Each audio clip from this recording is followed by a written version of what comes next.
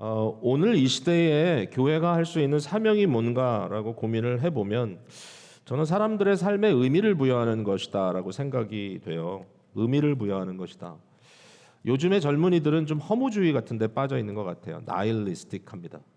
그래서 파괴적인 행동 또 아주 어두운 열정에 사로잡혀서 뭔가 이제 흥분 상태에서 무엇을 하는데 그것이 좀 앞뒤가 맞지 않습니다.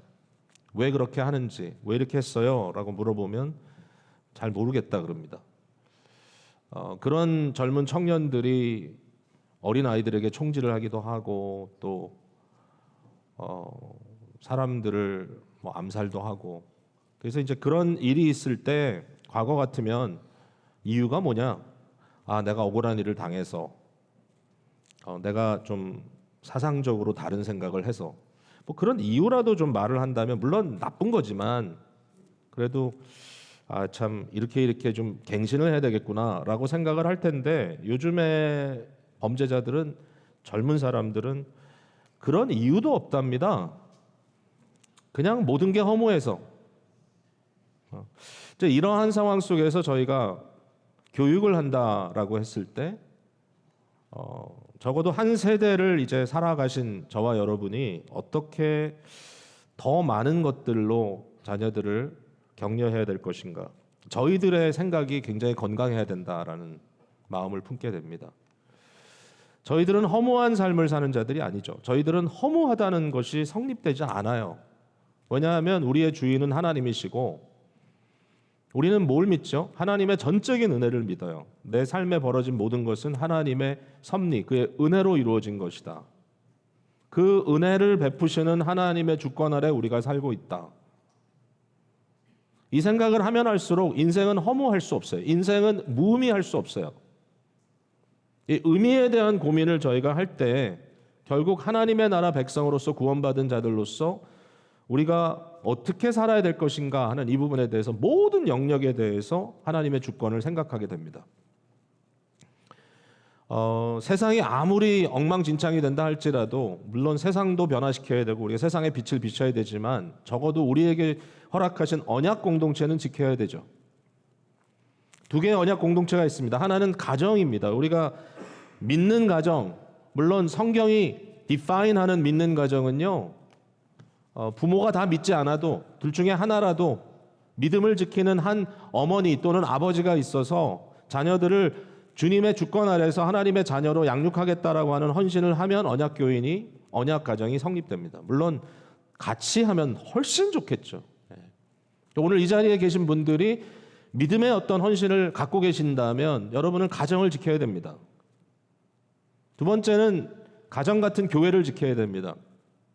그런 얘기 있죠. 가정 같은 교회, 교회 같은 가정. 교회를 지켜야 합니다. 교회는 막 하는 교회가 아닙니다. 아무거나 다 되는 게 아닙니다. 교회를 어지럽게 한다, 그게 아무것도 아닌 것 같아도 언약의 체계 속에서 하나님의 나라가 엄연히 성립되어 있고 그 성립된 것이 통하는, 유통되는 공동체가 교회인데 그 교회에서 아무렇게나 한다는 것은 말이 되지 않아요. 하나님의 절대적인 주권이 우리의 각자의 삶의 자리에서도 임해야 합니다. 규모 있게 살아야 합니다. 우리에게는 직장도 중요하고 대인관계도 중요하고 아무도 안 본다 할지라도 나의 내면 세계의 질서도 중요합니다. 그리스도인으로 산다는 것은 우리가 그냥 경건의 탈을 쓰고 가면을 쓰고 중요한 시간, 중요한 순간에만 믿는 사람인 것처럼 보이는 것으로는 성립되지 않아요. 디모데전서 3장 4절과 5절에 어떤 사람들이 교회에 감독이 되느냐, 어떤 사람들이 목회를 하고 어떤 사람들이 장로가 돼야 되느냐, 여기에 대해서 굉장히 중요한 한 가지 조건은 뭐냐면 가정에서 자녀들을 믿음으로 잘 세워나가는 부모여야 한다. 물론 어려운 일입니다. 자녀들이 말 잘 듣나요? 그럼에도 불구하고 지혜를 구하며 은혜를 구하며 눈물로 기도하며 자기 가정을 언약의 가정으로 지켜나가는 것이 성립되지 않는다면 이렇게 말하고 있죠. 가정을 다스리지 못하는 자가 어떻게 교회 공동체를 다스리겠는가? 아픈 일이고 어려운 일이죠. 가정은 자기 마음대로 잘 안 될 때가 많으니까요. 그럼에도 불구하고 이렇게 말씀하시는 이유는 뭐냐면 절대로 우리가 한쪽에서는 통하지만 다른 쪽에서는 통하지 않는 식의 신앙생활을 해서는 안 된다는 얘기입니다.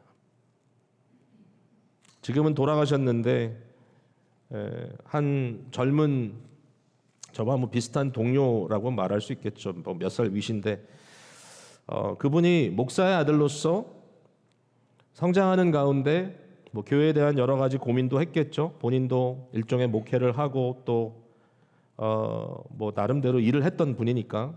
근데 젊은 시절에 이제 제가 그때 뭐 전도사였는지 목사인지는 잘 모르겠지만 젊을 때 만났거든요. 그러면서 하는 말이 가정에서 존경받지 못하는 목사는 위선자다. 저한테 얘기를 하더라고요. 그러면서 젊은데 나는 뭐 지금 막 애를 이제 키우고 있는데 저한테 하는 말이 내가 당신이 목사라는 걸 절대로 인정 못한다. 언제까지? 제가 양육한 자녀들이 저를 목회자로 인정할 때까지. 시간이 좀 걸렸을 것 같아요.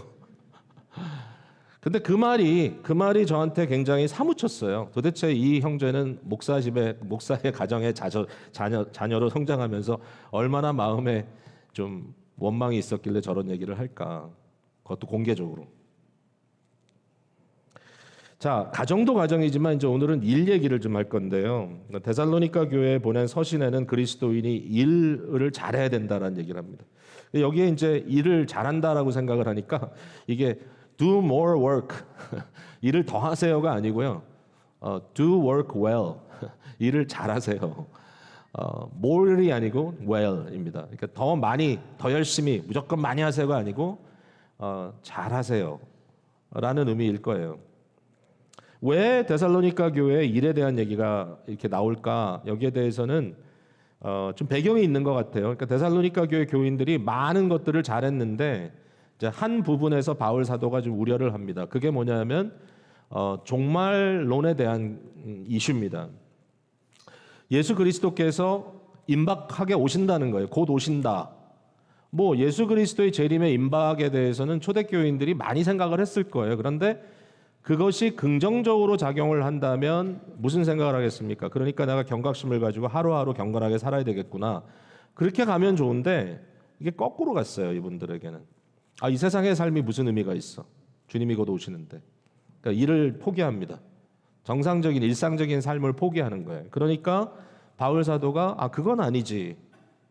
주님이 오시는 건 맞지만 언제 오실지는 모르고 뭐 당장 오신다 할지라도 내가 지금 해야 될 일은 내게 주어진 업무를 성실하게 하는 것이다. 포기하지 마라. 가정이고 뭐 직장이고 다 던져놓고 혼자 산꼭대기에 올라가서 예수님 오시길 기다리지 마라. 바울 사도가 이런 얘기하죠. 내가 너희와 있을 때도 우리도 일을 했다. 우리 목회하는 사람이고 우리는 선교하는 사람이고 전도자이지만 그러나 우리도 일을 했다. 왜? 너희들이 본을 받게 하기 위해서. 무슨 본을요? 그 당시는 뭐 복음을 처음 전하는 거니까 복음 속에 담겨져 있는 의미 속에 여러분 이런 말 이게 성립이 됩니까? 누구든지 일하기 싫어하거든 먹지도 말게 하라 하였다 자기가. 그러니까 얼마나 단호한 얘기를 지금 여기서 하고 있느냐라는 것입니다. 그래서 바울 사도는 데살로니가 교회에게 두 번이나 데살로니가 전서, 데살로니가 후서에서 이렇게 얘기합니다. 조용히 자기 일을 하고 너희 손으로 일하기를 힘쓰라. 조용히 자기 일을 하고 자기 양식을 먹으라. 이 조용히 하라는 말을 데살로니가 전서 4장 11절 그리고 데살로니가 후서 3장 12절 짝이죠. 오늘 읽은 본문에도 나왔죠. 이 두 부분에서 조용히 하라는 말을 반복해서 해요. 일과 조용한 것 이게 어떻게 연결이 될까? 이 조용하다라는 말은 하수키아라는 단어인데 이 하수키아라고 하는 단어의 의미는 뭐냐 하면 뭐 조용하다, 잠잠하다 또는 being at rest 이게 좀 약간 맥락이 어렵습니다. 쉰다라는 의미도 담겨져 있어요. 저는 이게 의도적일까 아닐까? 왜 일을 하라는 얘기를 하면서 쉼을 얘기할까? 왜 조용히 일을 하라고 얘기할까? 물론 이제 그 의미를 좀 더 풀어보겠지만 저는 여기서 적어도 이 안식의 개념과 일의 개명은 한 짝이다라는 생각을 또 해봅니다. 다시 한번. 우리가 지난주에 하나씩 반에서 십계명을 봤는데요. 십계명의 의미가 깊은 도덕적 규율로서 하나님의 성품을 드러내고 있잖아요. 안식일을 거룩하게 지키라. 왜 지켜야 될까요?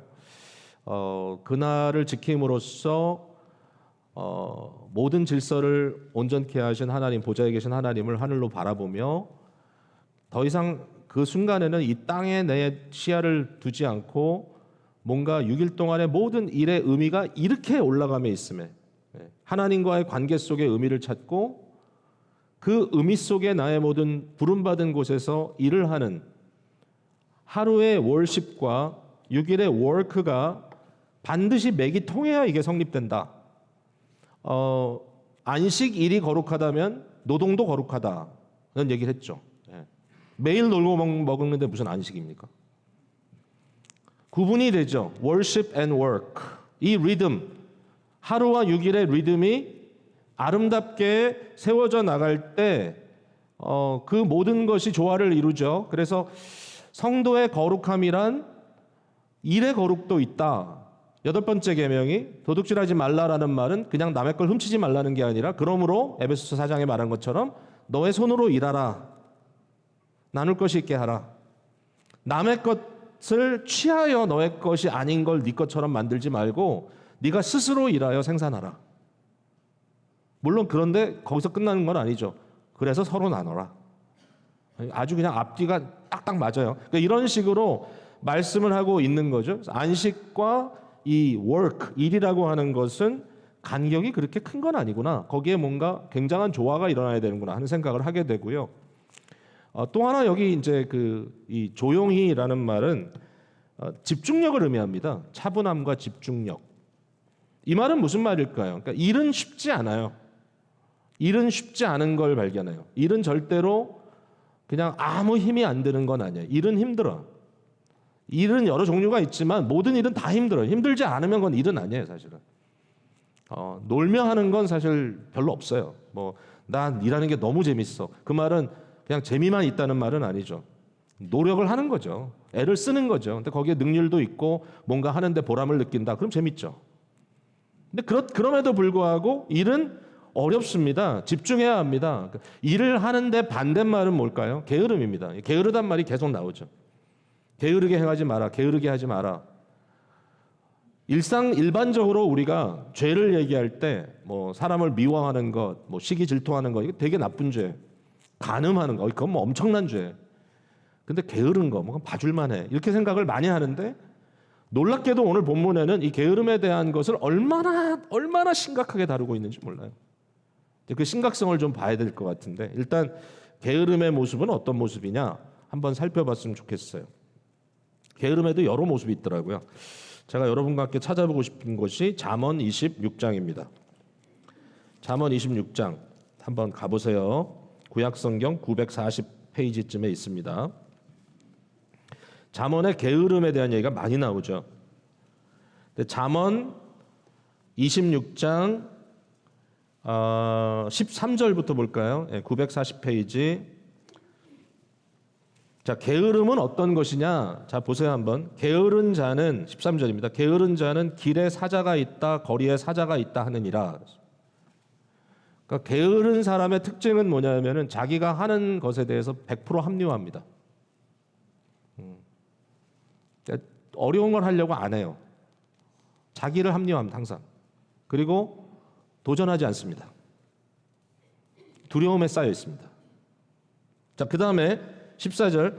문짝이 돌저귀를 따라서 도는 것 같이 게으른 자는 침상에서 도느니라. 재밌죠? 네.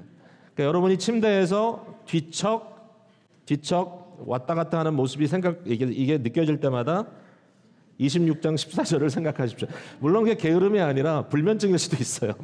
근데 여기서 말하는 것은 육체적으로 편한 자리에서 전혀 나오려고 하지 않는, 서로를 보면서 웃는 분도 계신데 부부의 경우. 그 다음에 15절. 게으른 자는 그 손을 그릇에 넣고도 입으로 올리기를 괴로워하느니라. 그러니까 이건 뭐예요? 약간의 고통도 원치 않는 거예요. No pain. 내게 불편한 것은 요만큼도 안 하겠다. 배가 고파도 안 한다. 너무 게을렀어. 그 다음에 16절, 게으른 자는 사리에 맞게 대답하는 사람 7보다 자기를 지혜롭게 여기느니라. 이게 무슨 게으름과 무슨 상관이야? 이걸요, 지적 게으름이라고 해요. 지적 게으름은 뭔지 아세요? 남의 말은 죽어도 안 듣습니다. 고집불통, 자기 생각 바꾸려 안 해요. 왜? 배우지 않으니까. 자기에게 편한 방식대로만 생각합니다. 남이 뭐라 그래도 내가 오라 그럽니다. 왜? 지적으로 게으르니까. 학습을 못 해요. 모두의 문제예요. 여러분, 사실 보수주의 하는 사람들이 지적으로 게으를 때가 많아요. 왜냐하면 불편한 걸 원치 않는 거예요, 그냥. 근데 그러면 안 되죠. 고민해야 돼요. 그 다음에 17절에 길로 지나가다가 자기와 상관없는 다툼을 간섭하는 자는 개의 귀를 잡는 자와 같으니라. 무슨 얘기냐? 거기 잠깐 여러분 손 놓으시고요. 다시 오늘 본문으로 돌아가 보세요. 데살로니가 후서 3장 11절 비교하는 거예요. 이 말과 이 말을. 자, 11절 함께 읽습니다. 시작. 우리가 들은즉 너희 가운데 게으르게 행하여 도무지 일하지 아니하고 일을 만들기만 하는 자들이 있다. 이게 무슨 얘기입니까? 자기 할 일은 안 하고 남의 일에만 참견하는 거예요. 돌아다니면서 훈수는 도 자기는 안 해. 진짜 속 터져요, 그죠? 뭐 이런 분들이 많지는 않겠죠. 그러나 우리가 가끔 보면 일은 안 하고 일만 만드는, 바울 사도가 아주 표현을 너무 정확하게 한 것 같아요. 자, 이러한 게으름에 대해서 이것이 죄다. 근데 이 죄를 너무 심각하게 다루는 거예요. 자, 오늘 본문으로 돌아왔어요. 6절에 보니까 형제들아 우리 주 예수 그리스도의 이름으로 너희를 명하노니 게으르게 행하고 우리에게서 받은 전통대로 행하지 아니하는 모든 형제에게서 떠나라. 형제라는 말은 믿는 자란 뜻이에요. 불신자가 아니에요. 믿는 자들인데 그들로부터 네가 격리해라. 이게 그냥 뭐 어드바이스가 아니에요. 그냥 명령인데 도대체 왜 이런 얘기를 하실까? 14절 누가 이 편지에 한 우리말을 순종하지 아니하거든 그 사람을 지목하여 사귀지 말고 그로 하여금 부끄럽게 하라. 그러나 원수와 같이 생각하지 말고 형제같이 권면하라. 형제니까 믿는 자예요. 믿는 자. 그런데 게으름의 범죄에서 빠져나오려고 하지 않아. 여기서 말하는 것은 칠입니다. 칠이. 교회가 공동체로서 어떠한 칠의를 해야 되느냐 이런 상황에서 되게 어려운 말이거든요. 여러분, 우리 교회에서 칠의가 이루어지나요? 칠의가? 네, 우리 교회에서 칠의를 하긴 합니다. 사실은 하는데 저희는 공개적인 칠의를 하는 것은 좀 어렵게 생각합니다. 왜냐하면 한국 문화는 이 shame, 이 수치심, 그 다음에 honor, 명예심, 수치와 명예 코드가 굉장히 강하기 때문에 공개적으로 창피당하도록 하는 것은 어떠한 범죄와도 매치시켰을 때 좀 과할 때가 있어요. 그래서 fair 해야 되기 때문에 상황마다 좀 다를 겁니다. 근데 어쨌든 그러나 칠의는 할 필요가 있죠. 칠의는 할 필요 있습니다. 여러분, 만약에 어떤 가정이 있는데 남편이 바람을 피면 교회에 있는 분인데 그러면 교회에서 가만히 있나요? 여러분 가만히 있는 것 같아요? 이 문제에 대해서 가지고 와서 우리 남편이 지금 이렇습니다라고 이야기를 하면 가만 못 있죠. 여기에 대해서 뭔가 컨프런테이션이 필요하죠. 어렵죠. 굉장히 어려운 일이지만 그러나 그걸 해야 합니다. 하고 나서 상대가 어떻게 반응하는지 되게 중요합니다. 제가 실수했습니다. 잘못했습니다. 다시는 그렇게 안 하겠습니다. 그러면 정말 주님의 은혜를 구하는 기도를 하고 공동체가 함께 용서하고 같이 갈 수 있도록 도와주는 게 필요하겠죠. 근데 만약에 아니 이건 내 와이프 잘못이야. 보통 그러더라고요. 보통 와이프 잘못이라 그러더라고요. 그리고 나서 절대로 이 상황을 내가 바꿀 수 없다. 나는 내 길로 가겠다. 그러면 안타깝지만 칠의를 하죠. 어떤 칠의를 해야 될까요? 믿는 사람이라고 확신하거든. 저 사람이 저런 잘못을 하고 있지만 믿는 사람이야. 그럴 때는 이제 단계가 있는데 제일 이제 심각한 이제 칠의로 들어가는 단계가 그냥 하지 마세요. 경고 이런 게 아니라 성찬에 참여할 수 없도록 명합니다. 이렇게 얘기합니다. 수찬 정지합니다. 그러니까 많은 사람들 생각에 그거 아무것도 아닌 거 아니야? No. 수찬을 정지한다는 것은요 굉장히 심각한 7위의 내용입니다. 수찬 정직. 근데 요거를 말을 풀어보면 수찬은요 뭐냐면 오직 그리스도를 믿는 성도들이 그리스도께서 베풀어 주신 그 교제의 테이블을 함께 먹고 마신다는 뜻이거든요. 교제가 끊어지는 거예요. 그 순간에. 임시지만. 이건 되게 힘든 일입니다. 그러니까 여기 오늘 본문에 나와 있는 떠나라 또는 지목하여 사귀지 말라 이런 말 속에 담겨져 있는 것은 수찬 정지와 같은 굉장히 심각한 공개적인 일종의 한순간적인 단절을 의미합니다.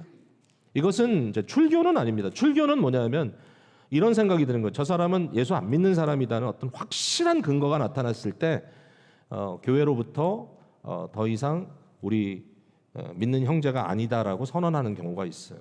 굉장히 그거는 극한 겁니다. 극한 것.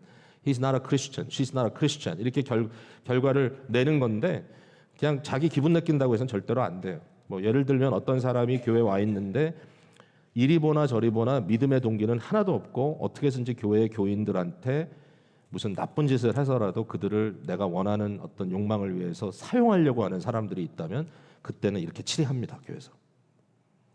이건 아니지.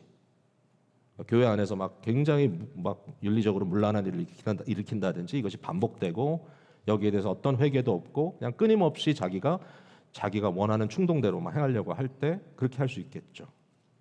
제가 뭐 이렇게 뭐 어려운 얘기를 드리려는 게 아니라 이런 것이 교회 안에 있구나라는 말씀을 좀 하고 싶었는데 근데 여기 본문 속에 다른 것도 아닌 이 게으름의 문제를 가지고 이처럼 치리 문제를 논한다고 하는 것이 정말 쉽지 않겠죠. 정말 어려울 것 같아요. 오늘날 이걸 한다는 것. 그러나 적어도 이렇게 중요하게 생각한다.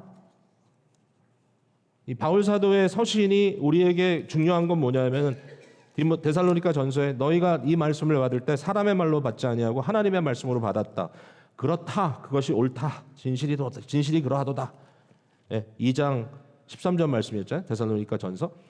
이 말씀을 우리가 이처럼 심각하게 받는다면 한번 우리를 좀 돌아봐야 되지 않겠는가 생각해 보는 거죠. 모두에게 적용됩니다. 저를 포함해서. 자, 몇 가지로 이제 한번 정리해 볼게요. 자, 첫 번째 생각하고 싶은 것은 일이라고 하는 것은 창조주 하나님께서 주신 복이다라는 생각을 하고 싶어요. 은혜입니다. 은혜. 일을 할 수 있는 것은 복이고 그 일 자체는 하나님의 복의 결과입니다. 많은 사람들이 오해합니다.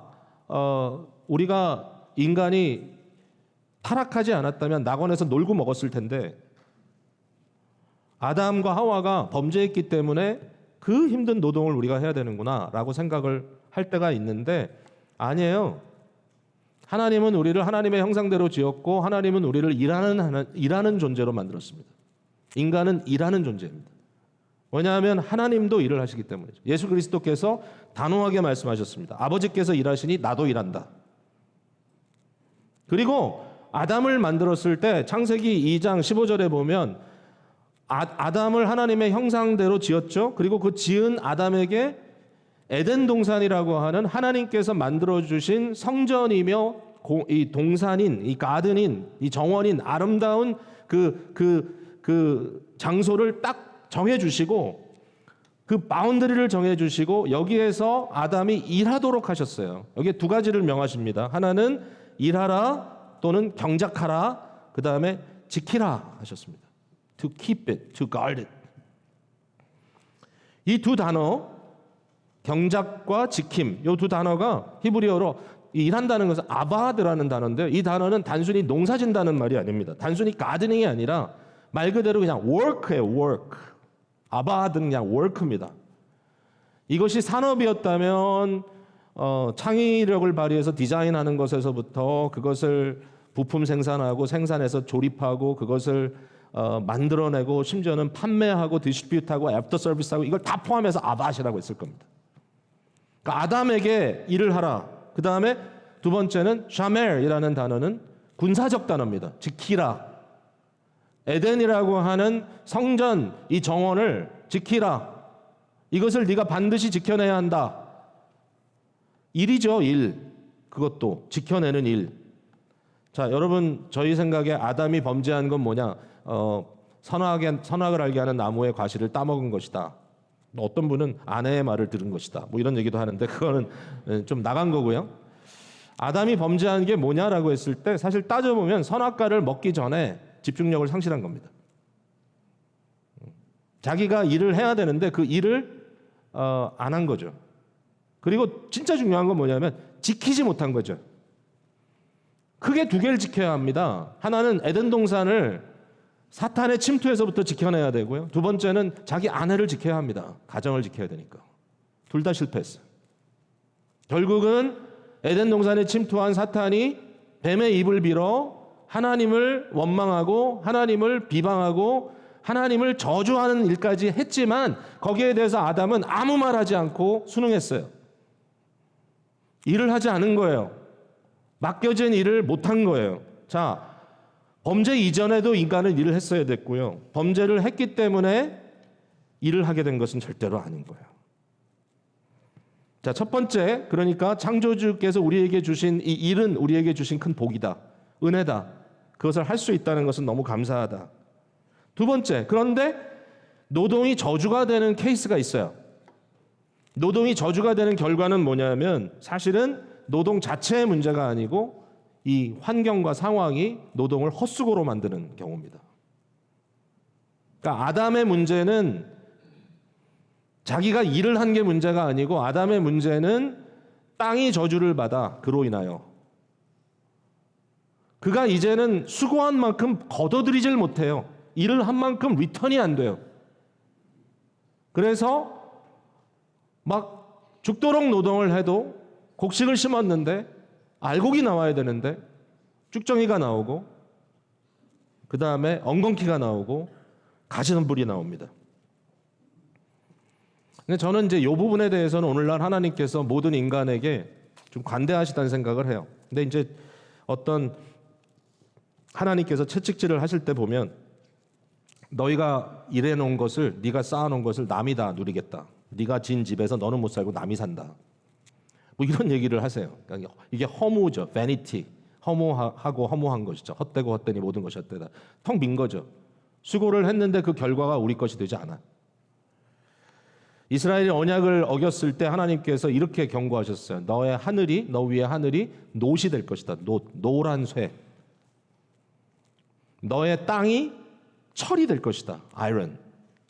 무슨 얘기입니까? 적절한 시기에 농경사회에 비가 와야 되는데 하늘로부터 비가 떨어져야 되는데 놋같이 변해가지고 굳어있는 하늘에서 빗방울 하나 떨어지지 않고 땅은 먼지투성이가 되고 뭔가 그래도 좀 심어봐야지 곡괭이를 가지고 땅을 파려고 해도 땅이 완전 강철처럼 돼가지고 전혀 파지지도 않아. 일이 안 돼. 내가 수고해도 수고의 결과를 얻을 수가 없어요. 일반적인 은총 속에 하나님은 일을 한 자에게 어떠한 대가를 주는 시스템을 여전히 세상에 남겨두셨고 많은 사람들이 그래서 먹고 삽니다. 혹시라도 우리들에게 이런 부분에 있어서는 우리가 충분히 기도할 이유가 있다고 생각해요.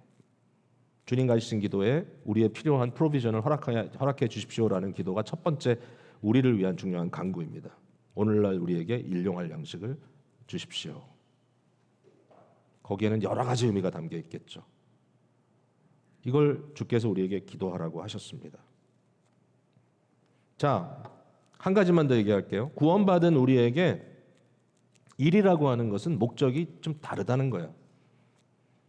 그러니까 이제는 우리가 구원을 받았어요. 이제는 우리가 하나님의 백성이 됐어요. 그러니까 이제 노동이라는 것이 저주받은 아담이 어떻게 해서든지 먹고 살기 위해서 안 되는 걸 억지로라도 해야 되는, 그러니까 뭔가 정말 머리를 맨 땅에 부딪히면서 되지도 않는 걸 해내야 되는 이러한 노동이 아니라 여기에 뭔가 어떤 의미와 가치가 부여됐다라는 것이죠. 그게 뭘까? 자, 여기에 이제 중요한 어떤 좀 경계를 좀 쳐보겠습니다. 자, 자본주의 사회는 이런 거죠. 자본주의 사회는 인간의 욕망을 건드립니다. 그래서 남들이 가진 것은 나도 가져야 되고 광고를 막 때리죠. 그리고 내가 나의 욕심을 발휘해서 막 욕망대로 거두면 거둬지는. 자본주의라는 것은 인간의 욕심, 인간의 욕망을 동기로 만들어서 하죠. 그러나 기독교는 그렇지 않습니다. 기독교는 물론 자본주의의 어떤 좋은 면모가 있다면 그것을 완전히 부인하는 것은 아니지만, 그러나 기독교는 일을 할 때 욕망 때문에 일을 하는 건 아닙니다. 기독교는 일을 하는 자체를 선이라고 말합니다. 선. It's good. 왜 일을 해야 되느냐? 그건 인간에게 선한 일이기 때문에. 인간은 일을 하는 게 옳다라고 얘기합니다.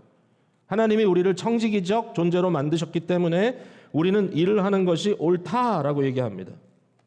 오늘 본문에도 조용히 일하여 자기 양식을 먹으라 하노라 12절에 13절에 형제들아 너희는 선을 행하다가 낙심하지 말라. 일을 하는 것이 선이라고 얘기합니다. 힘들어도 낙심하지 마라. 해라. 특별히 12절 앞부분에 이런 얘기가 6절에도 나오지만 이런 자들에게 우리가 명하고 주 예수 그리스도 안에서 권한다. 여러분, 모든 세상의 이치가 그러니까 너도 일을 해가 아니라 이제 너희들에게는 단순히 먹고 살기 위한 수단으로 일을 하는 것을 뛰어넘어서 너희는 이제는 주 예수 그리스도 안에 있는 자로서 일을 해라. 선한 일이니까. 일을 하는 것은 선하니까 일을 해라.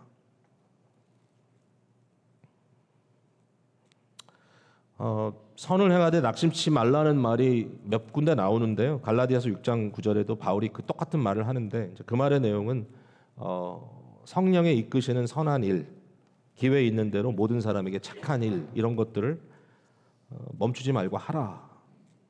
같은 의미인 거예요. 성도에게 주어진 성도로서의 아름다운 일, 선한 일 계속하세요. 왜냐하면 하나님께서 그것을 기뻐하시기 때문입니다. 라고 말하는 거예요. 제가 이렇게 정리할게요. 우리가 일하는 데는 세 가지의 목적이 있다라고 말씀이 가르쳐 주시는 것 같아요. 이게 다 하나님의 형상을 닮아가는 방법이라고 생각합니다.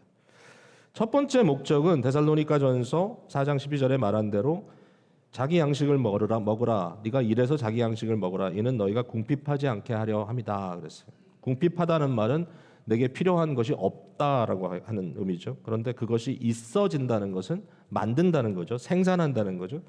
제가 생각할 때 일을 하는 굉장히 중요한 이유 중에 하나가 뭐냐면 생산성을 우린 갖고 있기 때문에 존재적으로 뭔가를 만들어내고 무엇을 없는 데서 있도록 하도록 하는, 물론 우리는 아주 없는 데서 만드는 존재는 아니죠. 하나님만 하시지만 그러나 하나님이 생산적인 분이시고 하나님이 창조적인 분이시기 때문에 그가 일을 하시는 것처럼 인간은 뭔가를 만들어내는 것, 새로운 조화를 이끌어내는 것, 새로운 결과를 만들어내는 이것이 인간에겐 본연의 모습이라는 거예요. 하나님의 형상대로 지음받은 인간은 그런 걸 좋아해. 그러니까 자꾸 싫어지면 뭐든지 다 귀찮아지고 싫어지고 그럼 의미가 상실되는 거예요. 뭐죠? 하나님과의 관계에 문제가 있다는 생각을 좀 해보셔도 돼요. 나는 그냥 아무것도 하고 싶지 않아. 뭐 교회에서도 봉사도 하고 싶지 않아. 아무것도 안 하고 싶어. 왜? 일이잖아요. 이게 찬양대도 일이거든요. 일찍 나와야 되지. 뭐 연습해야 되지. 이 주일날 이거 곡 좀 맞추는 게 뭐 사실 주일날 1시간 반 일찍 와가지고 안 되잖아요. 그러니까 결국 뭐예요? 주중에 녹화해서 주면 그냥 들으면서 자기 파트 다 연습해 와야 되고 노래 전체를 이해해야 되고 일이에요. 일이에요. 그러니까 아무것도 안 하는 게 좋다고 생각하는 것은 뭔가 거기에 죄송하지만 이게 정말 그런 상태라면 병 들어 있는 거예요. 건강하지 않은 거예요. 자, 제가 다시 말씀드립니다. Do more work 아닙니다. 이 일 저 일 다 하라는 거 아닙니다. 똑같은 사람이 교회 안에서 뭐 10가지를 하라. 그렇다고 일 잘하는 건 아니에요. Do more work가 아니라 do work well입니다. 의미 있게, 성실하게 그 일을 감당해 나갈 수 있지 않겠는가. 인간은 그렇게 지어진 존재이기 때문에 그래요. 본연의 모습이라고 생각해요. 제가 13살에 이민 왔습니다. 1.5세인데요. 1.5세들은 이렇게 보면 눈빛이 통하는 게 있어요. 제가 또 1.5세들만 또 칭찬한다 그러면 또 안 되는데 뭐 1.5세 저거 1.5세처럼 또 사신 분도 계시니까 1.5세가 이렇게 보면 뭐가 있냐면은 고생한 티가 나요. 그러니까 이제 이민 초기에 그 1세들은 물론 고생을 했지만 1.5세들의 고생이 있었어요. 있어요. 이렇게 보면 뭐 안 한 거 거의 없고, 그 다음에 어르신들은 우리 부모님들은 하여튼 몸으로 때우면서 일하는데 몸으로 때우다가 안 풀리는 건 다 자녀들 시켰어요. 뭐 어려운 편지 오면 우리가 다 풀어야 돼. 그러니까 이제 1.5세들은 보면 안 해본 게 거의 없어요. 저도 그 중에 하나입니다, 솔직히. 그게 이제 뭐가 이렇게 좀 통해. 근데 요게 2세로 내려가면 좀 달라. 눈빛이 달라. 고생을 좀 덜 한 것 같아. 그런 면에서. 근데 이제 1.5세로 자랄 때 우리 아버지께서 저보다 이제 4년 먼저 미국에 오셨고 저는 4년 후에 미국도 안 돼가지고 캐나다로 이민을 왔는데 캐나다 좋은 곳입니다. 바이 더 웨이. 근데 그때 아버지가 13살 난 저를 앉혀놓고 두 가지를 하셨습니다. 하나는 뭐냐면 제가 그때 살게 된 밴쿠버라고 하는 도시에 큰 지도를 갖다 놓으시고선요. 저보고 이렇게 얘기했어요. 모든 길을 외워라. 물론 이제 큰 길들이죠 주로. 길을 외워라. 아버지 이거 제가 왜 해야 돼? 그래야 네가 어디 떨어져도 집에 찾아온다. 그러니까 이제 내비게이션도 없던 시절이고 뭐 전화 같은 건 물론 없고 그러니까 그게 굉장히 중요하다고 생각하신 것 같은데 전 되게 고마워요 그게. 왜냐하면 오리엔테이션이 생겼어요. 내가 어디에서 뭘 하고 있구나. 그러니까 머리에 그림이 그려지니까요. 그 다음부터는 별로 무섭지 않더라고요 모든 게. 그 다음에 두 번째는 뭘 하셨냐면은 직장을 구해주셨어요. 13살인데. 아버지 왜 나를 앵벌이 시키시나 뭐 이런 생각이 들었기도 했는데 그때 아버지가 그 뜻이 아니었어요. 저한테 물론 내가 너한테 용돈을 줄 수도 있지만 네가 일을 해서 돈을 버는 게 어떤 건지 좀 경험해봤으면 좋겠어. 제일 먼저 이제 신문사에 취직이 돼가지고 거기에 이제 메일링 리스트에 그 레이블 붙이는 작업을 학교 끝나고 가서 한 2-3시간씩 했는데 일정한 시간이 지나니까 봉투를 하나 주더라고요. 근데 그 안에 있는 돈이 뭐 햄버거 몇 개 사 먹을 돈밖에 안 됐을지도 몰라도 저는 정확하게 기억도 안 나는데 내가 일을 했는데 이 결과가 나온다는 게 너무너무 저한테는 짜릿한 느낌이었어요. 거기서 시작이 된 것 같아. 근데 그렇게 하다 보니까 어느 순간에 마음속에 어떤 생각이 드냐면 이런 생각이 들었어요. 나는 어디에 혼자 떨어져도 살아남겠구나. 그건 뭐 만용은 아닌 것 같아요. 뭐 이 사회 자체가 막 붕괴된 입장은 아니니까 제가 물론 하나님의 은혜이지만 그런 것들을 경험했던 것이 한 인간으로서의 어떤 의미를 찾아가는데 굉장히 중요한 도움이 됐다. 나중에 그걸 하려면 얼마나 힘들었겠어요. 나중에 뭐 20대, 30대 그걸 깨달았다면 맨날 다 해주는 거 먹고 30살 뭐 돼도 그 있잖아요. 뭐 그냥 쓰는 것만 알지 이게 의미가 뭔지를 모르고 자기만 즐겁게 할 줄 알지 남을 배려할 줄 모르고 그건 단순히 복음은 그런 거다 용서해 주는 거 아니에요? 맞아요. 용서해 주고 새롭게 시작하는 거지만 복음이라는 것은 그러므로 너는 그렇게 살아 그냥. 너는 소망이 없어. 이게 아니라 새로운 사람으로 만들어가는 거죠. 그렇다면 복음 안에는 하나님의 성품이라는 하나님의 도덕률이 있습니다. 그래서 중요합니다. 생산성. 두 번째는 너희가 왜 일을 해야 되냐? 이는 외인에 대하여 단정하기 위함이다. 외인은 믿지 않는 사람들이거든요. 불신자들에 대해서 성도들이 단정함을 보여줘야 된다. 이거 올덜리네스입니다. 질서 있음이죠. 이게 데살로니가전서 4장 12절. 그러니까 하나님의 성품은 질서의 하나님이에요. 고린도 교회 바울이 굉장히 강조하죠. 하나님은 무질서의 하나님이 아니라 질서의 하나님이다. 그러니까 우리가 무질서하다는 말은 뭔가 미싱하고 있다는, 무질서하다는 말은 뭔가 건강치 않다는 거죠. 이 무질서 속에는 일을 안 하는 것도 무질서고요. 일을 너무 많이 하는 것도 무질서입니다. 자기의 관리를 더 이상 할 수 없는 단계까지 가서 뭔가 엄청나게 일을 벌려놓고 책임도 지금 지어야 되니까 어쨌든 책임은 져야 되니까 결국은 자기 몸을 상해가면서 끌려가는 듯한 이런 것도 무질서죠. 그건 옳지 않다고 생각합니다. 물론 뭐 상황이 그래서 어떻게 해야 되냐 고민할 수 있겠지만 하나님께서 지혜 주셨으면 좋겠습니다. 그런 상황이라면. 그러니까 질서라는 것은 모든 것에 규모가 있는 거예요. 마치 월크와 월십의 6대1의 비율이 있듯이 나의 삶 속에 적어도 하룻밤에 7시간은 자야 되고 뭐 도 같은 사람이기 때문에 난 4시간만 자도 돼. 뭐 그런 분들은 뭐 또 그런가 보죠. 뭐. 근데 적어도 나의 몸을 관리해야 되는 부분도 있고 또 정상적으로 내가 열심히 집중적으로 활동을 해야 내가 녹슬지 않고 나의 브레인도 사그러들지 않고 굉장히 어려운 그런 작업이지만 그러나 이러한 질서가 모두에게 필요하다. 제가 안수 받을 때 목사님 하면 저한테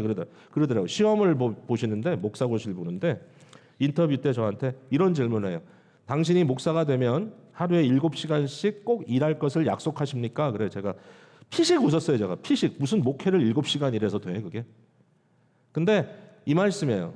어느 순간에 목회를 하다 보면 누구도 너의 인생을 모니터하지 않는 순간이 오는데 그때도 질서 있게 하루에 7시간은 너의 일이 아니라 교회를 위해서 성도를 위해 섬길 수 있느냐. 그게 생각보다 쉽지가 않더라고요, 솔직히. 이게 나눈다는 게. 제가 깨달았어요. 아, 이게 어른들이 다 일리가 있는 얘기구나. 그래서 출근하고 퇴근하고 이런 고민을 했다라는 것이죠. 이 질서라는 것은 되게 중요하다. 이게 하나님의 방식이다. 자, 세 번째 마지막으로 다른 사람들과 나눌 것이 있도록 하기 위해서 일하라는 말씀이 에베소 4장 28절에 나옵니다. 자, 첫 번째는 생산성, 두 번째는 단정함, 세 번째는 나눔입니다. 나눔. 하나님의 선하심은 이런 거예요. 하나님의 형상은 주는 자가 받는 자보다 복되다는 거예요. 그러니까 나눔이죠. 나누기 위해서는 어떻게 해야 되죠? 내가 만들어야 되죠. 제가 여러분께 이렇게 한번 얘기합니다. 지금 이 자리에 계신 분 중에 나는 먹을 게 있어. 나는 충분해. 이제 돈 벌어놨기 때문에 일을 안 해도 나는 아무 재정적인 걱정이 없어. 근데 여러분이 혹시라도 일을 할 기회가 있다면, 일을 하신다면 그 일을 전적으로 다른 사람을 섬기기 위해서 일해보시면 어떨까요? 아, 그런 일을 내가 왜 해? 정신 나갔어? 근데 그것도 하나의 원칙이에요. 구약 성경에도 추수를 할 때 네모나게 추수하지 말고 동그랗게 추수를 해라. 왜? 내 코너를 남겨두래요. 누가 계산을 해봤어요. 몇 프로 정도 남기는 건가? 30%나 남긴대요. 그게. 그렇게 하면. 왜요? 너희 마을에 가난한 자와 나그네들을 위해서 남겨두라. 저희가 함께 신앙생활을 가정에서 해나가면서 이제 가르쳤던 원리 중에 하나가 10%의 원리인데, 뭐 11조 이런 게 아니라 사실은 제가 이런 말씀 드렸죠. 우리가 앞으로 살아가면서 우리가 벌어들인 물질이 있다면 그 물질 중에 적어도 10%는 흘려보내자. 어딘가.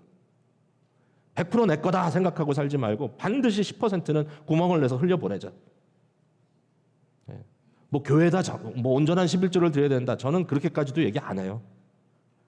알아서 하세요. 그거는 여러분이 정한 대로 하시는데, 그래도 적어도 모든 성도라면 물질은 100%다 내 거야. 그럼 성도로서 살 수가 없어요. 여러분이 10%를 내놔야 돼요. 그래야 좋은 일을 할 수가 있어요. 그래야 여러분의 신앙이 성장할 수 있고, 그래야 교회도 유지될 뿐만 아니라 또 꼭 필요한 일에 여러분들이 나눌 수가 있어요. 인색해지지 않고. 하나로 뭉쳐놓고 나누려고 하지 마세요. 떼어놓으세요. 나눌 돈들은. 왜냐하면 여기서 떼주면 아까워요. 근데 처음부터 떼어놓으면 그건 써도 안 아까워요. 왜? 어차피 쓸 돈이니까. 이러한 것들이 우리가 일을 하는 이유인 거죠. 그러니까 일을 하는 이유가 뭐냐? 생산성, 단정함, 나눔. 이것이 하나님의 방식이다. 결론을 내겠습니다. 예수 그리스도가 하나님의 아들로 이 땅에 오셨는데 하나님이 인간이 되셔 오셨습니다. 그리스도가 어떤 왕의 아들로 왕궁에 오셨고, 그가 태어나자마자 신하들에 의해서 아무런 손에 뭐 물도 묻히지 않고 아무 고생하지 않고 그냥 성장을 했다 할지라도 저희는 그분을 고맙게 생각하고 사랑할 겁니다. 왜? 하나님이 인간 되는 건 그렇게 어려우니까. 근데 그게 아니었죠. 복음서에 그려진 예수 그리스도의 모습은 노동자의 아들로 태어난 그리스도, 가난한 목수. 가난하다는 게 되게 중요합니다. 왜냐하면 그가 할례를 받을 때, 태어나서 이제 그 속죄값을 할 때 비둘기 2마리 갖고 합니다. 제일 가난한 사람들이 한 겁니다. 예수님은 가난한 노동자의 아들로 태어나서 아버지 요셉의 이름이 예수님의 태어난 이 birth narrative 외에는 이름이 아예 언급이 안 되는 걸 보면 뭐죠? 요셉은 일찍 죽었겠구나. 결국 그러면 예수님은 가정의 장남이었기 때문에 아마도 가정의 생업을 이어갔겠다. 그가 30세가 되었을 때 아마도 당시에 랍비들이 30세가 되면 소위 출세, 세상으로 나가는 일상적인 일을 버리고 티칭하는 자로 나서는 이제 그러한 경우들이 있었는데, 그 일을 할 때까지 예수님은 전적으로 노동자로 살았구나. 말 그대로 블루칼라죠. 그리고 예수님께서 소명을 받아 세례를 받으시고 기름 부음 받은 자로서 희년을 선포하기 위해 세상으로 나가셨을 때도 예수님의 입에는 일이라는 말이, 이 월크라는 말이 떠나질 않았어요. 나는 이 일을 위하여 보내심을 받았노라. 누가복음 4장 43절. 뭔가 하셔야 된다고 생각하면 굳게 결심하고 가셨어요.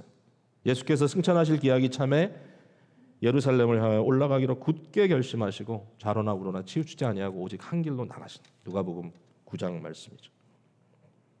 예수님께서는 스스로 노동하심으로써 그리스도가 우리를 대신하여 해주신 모든 것들 중에 노동도 포함이 되고 그 노동은 거룩한 노동으로 만들어주셨다는 것입니다.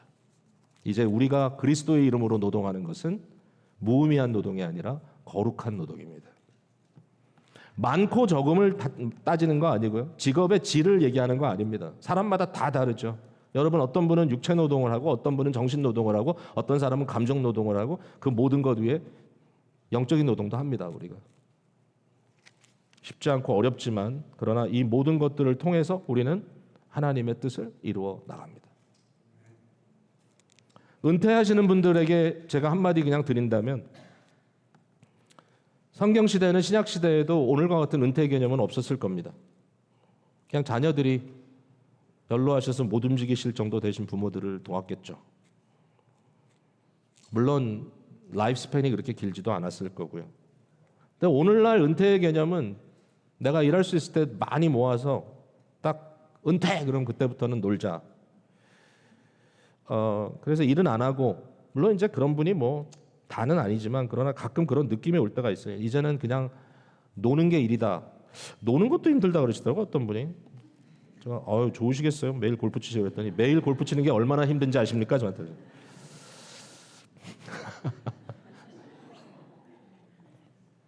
적어도 저의 관점에서는 골프는 일이에요. 정말 힘들어요. 전혀 못하고 잘 못해. 그래서 은퇴에 대해서 얘기를 하셨을 때 만약에 여러분이 지금 막 은퇴를 하셔서 그동안에 너무 오래 그냥 일만 했기 때문에 이제 좀 쉬고 싶어 하시는 분들은 쉬세요. 안식년 가지세요. 그냥 정말 쉬세요. 뭐 여행도 좀 하시고 와인다운 하시고. 근데 중요한 건 뭐냐면 어떤 방법이든지 삶의 리듬은 유지하셔야 오래 갑니다. 그래서 여러분이 생산성과 그다음에 뭐죠? 단정함 그리고 나눔에 대한 삶을 절대로 마지막까지 포기하지 마십시오. 내가 이거 소일 한다고 하면 돈이 되나? 그 소일에서요 남에게 주십시오. 뭔가 동기를 만드시고요. 절대로 이제는 배불리 먹을 수 있도록 쌓아놨으니까 먹고 놀자, 내 영혼아 편안하자. 그 성경에 그 얘기 딱 한 사람이 있습니다. 어리석은 부자. 하나님 뭐라 그러시죠? 그래, 내가 오늘 밤에 네 생명을 취하리니 이 모든 것이 네 것이 되겠느냐? 그건 원치 않잖아요, 우리가. 그럼 뭐냐? 어떻게 갈까? 제가 아직 은퇴를 안 해서 이렇게 얘기를 하는지 모르겠지만 어떤 분들은 그래요. 교회 일은 힘 있는 젊은이들이 하면 되지. 젊은이들이 힘은 있는데 시간이 없어요. 그게 무슨 말이 되냐? 직장 생활 해야 되고요. 젊은이들은 일 많이 해야 돼요. 사업하는 분들. 여러분 다 아시잖아요. 그리고 아직 젊은 사람들은 어필에 어필 올라가야 돼 매번. 그러니까 너무 힘들어 에브리데이. 그리고 육아. 여러분 세대가 다릅니다. 1세가 다르고 1.5세가 다르고 2세가 다르고 3세가 다르듯이 뭐 요즘 젊은 사람들에게 육아가 뭐 그렇게 힘드냐 그런 얘기 하지 마세요. 한 명 갖고도 쩔쩔맵니다. 요새 사람들은. 부모님이 안 도와주면 못해요. 도대체 우리 어머니는 어떻게 6을 키우셨는지 몰라요. 육아 힘들어해요. 막 힘들어해. 뭐 교육자고 뭐고 할 거 없어요. 일단 딱 애가 생기면 그 다음부터 모든 게 바뀌어. 근데 젊어요. 어차피 가야 되는 과정이니까. 근데 어르신들 저를 포함해서 그럴까요? 저는 아직은 좀 남은 것 같은데 힘은 좀 떨어져도 시간과 마음의 여유 같은 건 좀 있는 것 같아요. 시간과 마음의 여유. 육체적 노동이 끝나도 정신 노동과 감정의 노동과 영적 수고를 계속 할 수 있어요. 그리고 거기에 대해서는 은혜로다. 은혜로다. 이렇게 얘기하면 좋겠고 혹시라도 이런 일에 대한 이야기가 나는 너무 모든 게 잘 안 되고 안 풀려서 힘들다라고 생각하시는 분들에게 더 힘들게 만들고 싶지는 않고요. 정말 그런 뜻은 아니고 모든 것이 균일하진 않습니다. 그러나 하나님께서 우리의 땀 흘림을 영광스럽게 보시는구나. 제가 이런 얘기 많이 했잖아요. 옛날에 얘기하면 또 잔소리죠. 예. 요즘 이제 세탁업 하시는 분들이 많이 줄었는데 옛날에는 무더운 날 세탁소 얼마나 힘들었습니까? 정말 거의 다 60% 70% 세탁소 하셨으니까. 세탁소를 하는데 무슨 하나님이 영광을 받으십니까? 예. 스팀 터져 나오는 순간마다 이마에서 땀이 송송송 정말 그 안에 120도, 130도 모르겠어요. 안 잡아서 모르겠지만 엄청난 온도 속에서 고온 속에서 하루 종일 정말 진이 빠지는 노동을 하잖아요. 여러분들이 어떻게 하나님이 영광 받으실까? 목사님 저는 열심히 일해가지고 좋은 일에 헌금하겠습니다. 근데 사실은 그것보다 훨씬 더 중요한 의미가 있어요. 여러분이 노동할 때 여러분의 이마에 땀방울이 솟아날 때마다 하나님은 그 땀방울을 보시고 영광 받으십니다. 일 자체가 하나님의 원하시는 바 인간의 존엄함을 보여준다는 거예요. 그래서 우리 같이 기뻐하며 열심히 사명받은 대로 청지기의 사명을 그리스도와 함께 지어나가는 저희들 되길 바랍니다.